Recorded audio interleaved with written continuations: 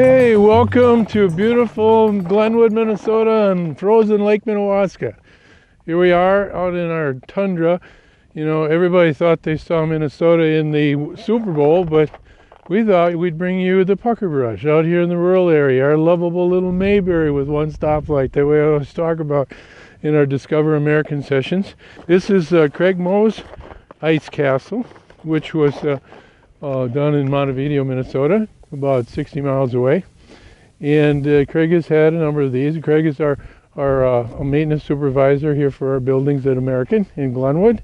And so we asked him if he'd be our host today for our video this month, so we could talk about some of the things that we did in the past and just give you a little feel of the Minnesota culture in the wintertime. Let's go on inside and see Craig. Hey Craig, coming on in. Are you getting any bites? Not yet, but we're working on it. Well, I brought our care package now. I forgot the case of beer, but maybe you thought you had it. But anyway, I got some Coke Zero, crackers, pickled herring, and dry roasted nuts. All the snacks we need for today. Exactly. It's a short visit, so come on in. All right, I will do it.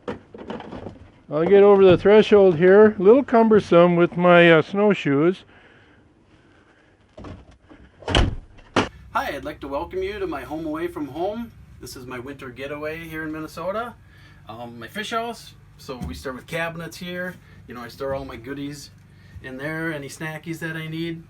And then you also have to have some decor. So my dad, back in the day, gave me some of his old fishing lures. So I get that hanging there. You know, got my nice picture hanging. And then when I really get bored, when the fish aren't biting, I do put on the TV, watch a movie, videos. So that passes the time. Then we roll into, I've got microwave, stove, so we got all the accommodations of home. Then I can't be without the Keurig. That's one of the best parts of being out here, besides catching fish. So as you're sitting at the table getting snacks ready, a person needs to sit and jig the line too.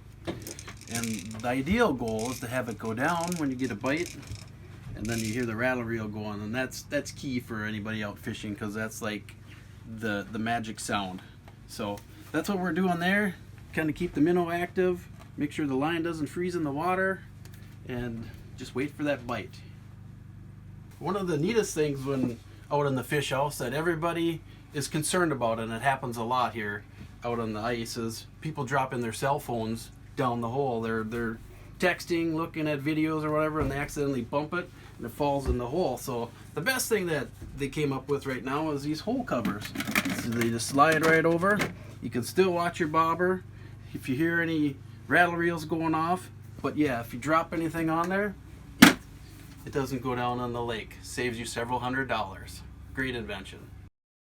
There are some stages that we have to go through here to make this wintertime work, because the ice, how thick is the ice now? Well, right now the ice is about 28 inches thick. Yeah. You roll into December, ideally, you know, the first or second week in December, you'd like to have 3 or 4 inches of ice. That's when people start meandering out. 6 inches is probably ideal to get started. That's foot traffic, you know, hand drilling holes, you know, a light portable fish house to work with.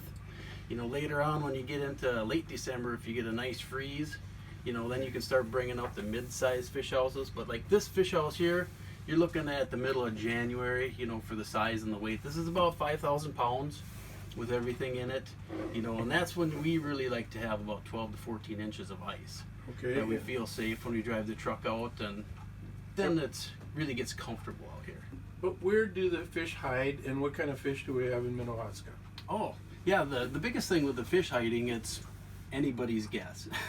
And the other is how to make them bite. But, you know, right now we're sitting in the area called Crappie Town.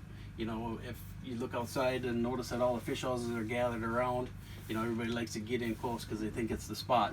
Where 1 or 2 houses gather, everybody seems to think that that's where they're biting. So then more and more come. But so there's a lot of weed lying around here and structure.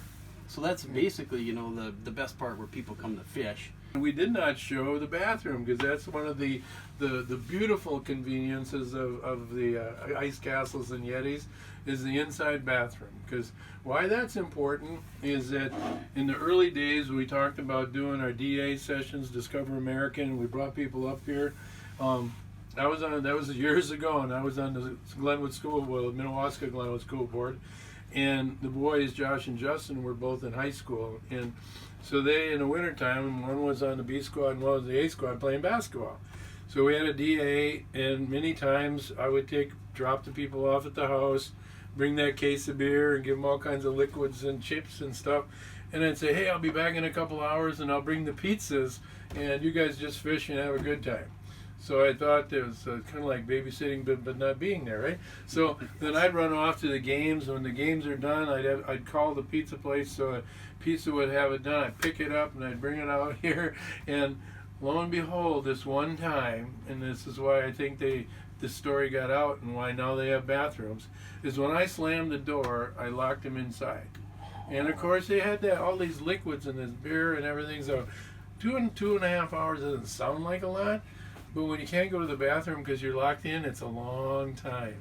So as we wrap up the video for this month, we'd like to thank you for the excellent pace that we're on. We're above goal for sales for 2018. And we only got a few months left, so I fully expect we're going to keep cranking. And we're going to break the number, break our goal so that we should have an excellent year from the sales side.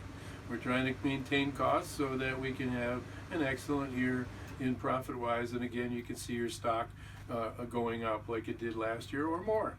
Now, we started a new process to keep people involved called the town hall meetings. And so Justin and Peter Kuhl videotaped the one recently, which is attached. That'll give you some of the insights and information of where we are year-to-date 2018. But I think that month over month from last year to this year, we continue to break every month and have a good pace. So I expect that'll give us a great foundation to hopefully shoot for 300 in 2019.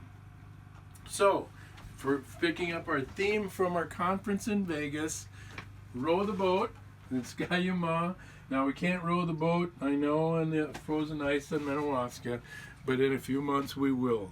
Now, before we leave, I think I'm going to take a break and use that invention that I fostered by locking people in, the bathroom.